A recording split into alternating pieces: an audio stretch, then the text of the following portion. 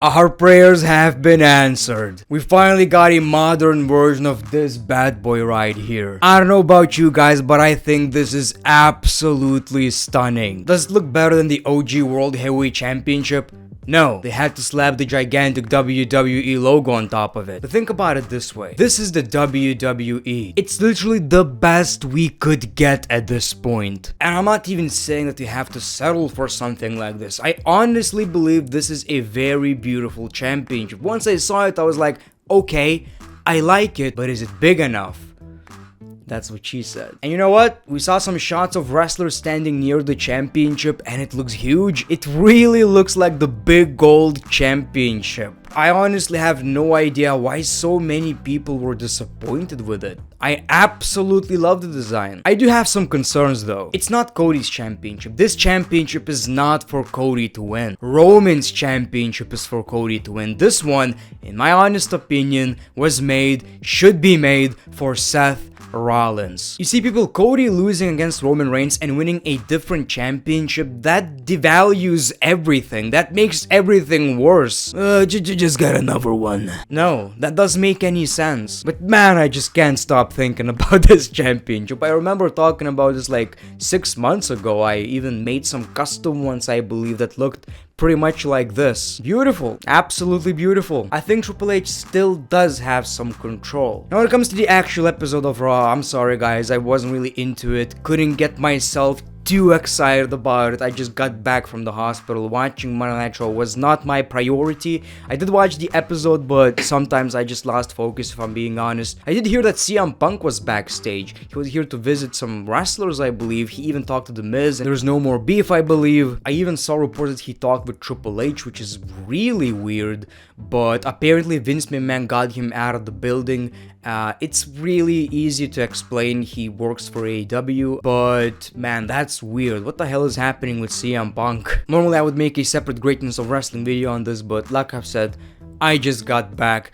Let me get used to it, man. This episode of Raw wasn't bad. We got some highlights, but the biggest talking point by far is the World Heavyweight Championship, and that's literally how it's called, World Heavyweight Championship.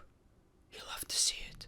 Now, I have some questions. Do they continue the history of the OG World Heavyweight Championship? Is it replacing Universal or WWE Championship? Because I don't think it is. We might even get another design because Roman Reigns ain't carrying 2 championships, because now we will have 3 World Heavyweight Championships.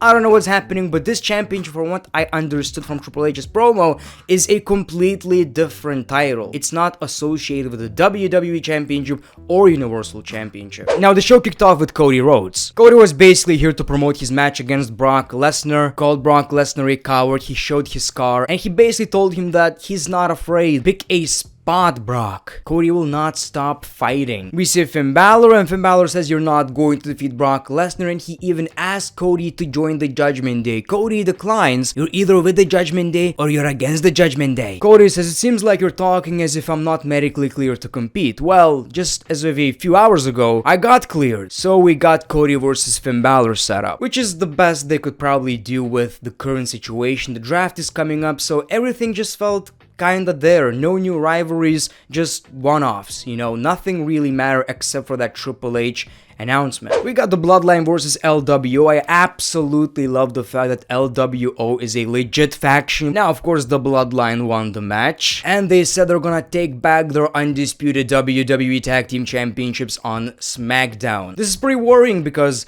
you see, people, Night of Champions is in Saudi. We all know Sami cannot travel, so there's a big possibility they might just lose the championships. And it almost seems like they're kinda building towards Kevin Owens turning on Sami Zayn, but maybe I'm looking into it a bit too deep. Again, we saw Sami Zayn talking to Jey Uso, telling him the same thing. You're doing this for Roman, not for you. This is crazy. Kevin Owens had to sit with Matt Riddle in absolute agony, and he still thinks it's a bad idea for Sami to talk with Jey. Why would you care? He absolutely has a point. But it seems like Sami's words got to Jey. He wasn't even listening to Jimmy, and Jimmy is angry that Jey even talked to Sami. This is all kinda interesting, but at the same time, we can all agree we're kinda sick of the storyline. Like, this is one of these my GM moments where Triple H is telling you, the rivalry is on a cool down, chill, we need something fresh and new. Fans get tired, mix it up, all that shit, you know. So that's exactly how I feel about this rivalry. It's kind of interesting at the same time. I've seen everything already, and you know, I'm kind of sick of watching the same shit over and over again. Solo Sikoa in the main event, Bloodline attacks, brawl, Riddle, Sami Zayn, and Kevin Owens standing near the ropes looking at their opponents. Ugh. Same shit every week. I love the heel work from Trish Stratus. I think she's doing a great job, and it's one of the most interesting women's rivalries in recent memory. We saw the Street Profits versus Shelton Benjamin and Cedric Alexander, in which the Street Profits won, and then Triple H made his announcement. He talked about Roman Reigns and how he made a smart decision not to compete as much. He would do the same thing. Triple H also talked about himself. You know, I've main evented WrestleManias, and now I'm here to ensure the future of the WWE. All that shit. It was weird. I didn't expect a championship reveal, but he basically said that after the draft, if Roman gets drafted to Raw or SmackDown, he keeps the championships on Raw or SmackDown. And then, the show that doesn't have a championship will get this championship, and he revealed this sexy ass beast match. It's weird how he complimented Roman Reigns, but then he talked about the championship and said, you're going to have a champion you're proud of, a champion that competes, a champion that doesn't demand your acknowledgement, that earns your acknowledgement. So which is it? Are you shaking hands with Roman Reigns, kissing his ass, or just shooting on the guy? What is happening right here? I know it's not the case, but recently with all these conspiracy theories, it seems like, you know, he was talking about Vince's champion, and this is going to be Triple H's champion, not like Vince's champion. He's actually going to be on Raw, which we all know is going to be the case. Roman ain't leaving SmackDown. The first champion is going to be crowned at Night of Champions. So now we're talking. Now we're interested in this pay-per-view, right? Now we know the reason why it's called Night of Champions and not King of the Ring. We are going to crown a brand new champion. We don't know who is it going to be. I have a strong feeling it's going to be Seth Rollins versus Cody, maybe. Seth versus Bobby, maybe. I don't know. But like I've said, man, it should not be Cody Rhodes. Cody winning this championship almost feels like a second place prize. And you don't want to do that to Cody. You don't want to do that to the championship. It devalues everything, in my opinion. I'm pretty sure a lot of you guys get the same feeling as well. That's not Cody's story. Cody's story is beating Roman Reigns. Why is it so important to keep these championships on Reigns? Why is it so important? I still don't get it. And another question again, what's gonna happen with these two championships? I love it, not gonna lie. So many questions, but that's when wrestling is at its best. We saw Damage Control versus Bianca Belair, Liv Morgan, and Raquel Rodriguez. The babyface team won. The Damage Control is crumbling, and we're about to see that storyline. Can't come soon enough. Then we hear from Austin Theory. He complains about a triple threat match that was made, you know, for the United States Championship. We see Bobby Lashley. Turns out Bobby Lashley made that match official. It's going to be Bobby versus Austin Theory versus Bronson Reed. Theory also wants the big old championship, you know. Seeing these wrestlers near that championship, man, it's one of these belts that's going to make everyone look like a world champion.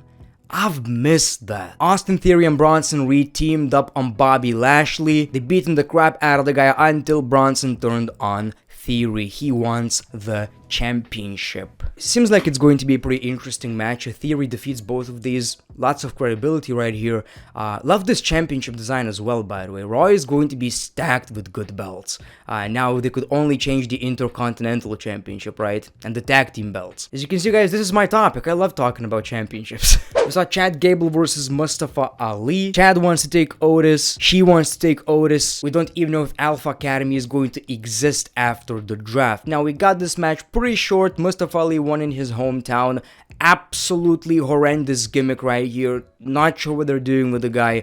Need to change it ASAP. We got Cody Rhodes versus Finn Balor, which was a really fun match. One of these matches you could put on a pay-per-view, really. But like I've said, there's really no story, so WWE are just filling time until the draft. Cody Rhodes takes the W as expected. Again, keep Cody out of this big gold championship thing. Omos and Seth Rollins, man, they tried to make sense out of it and failed in my opinion. I don't know how, why, when did this get announced, but I'm not gonna complain. I mean, I'm not interested, obviously. But I mean, if I'm gonna try to say anything positive, is that you can't have a bad match against Seth Rollins. In the main event, we got Damian Priest versus Rey Mysterio. This was all basically to set up Bad Bunny's return. Throughout the whole show, we saw video packages of him, you know, flying to the arena and stuff. That's the big deal. He's supposed to be the host of Backlash. Well, anyway, Damian Priest gets himself disqualified. They decided to beat up Rey Mysterio, and we see Bad Bunny with a kendo stick. Bad Bunny says, "I'm no longer the host of Backlash. I'm here to kick your ass in a street fight." So it's not gonna be a tag team match.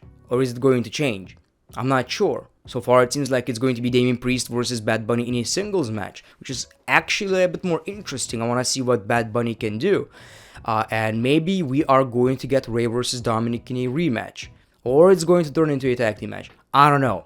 So yeah, the show wasn't bad, you know, it's the best they can probably do with Vince McMahon changing things up, and also the fact that the draft is coming up, so they can't start anything new. They don't even know who's staying on Raw. But yeah, people, just like that, here's your new WWE Championship. It looked gorgeous. Big gold championship. You wanted this? You got it on a random episode of Raw. Thank you. And thank you for watching this video. The Great One. Peace, love, and hugs. It's been a pleasure.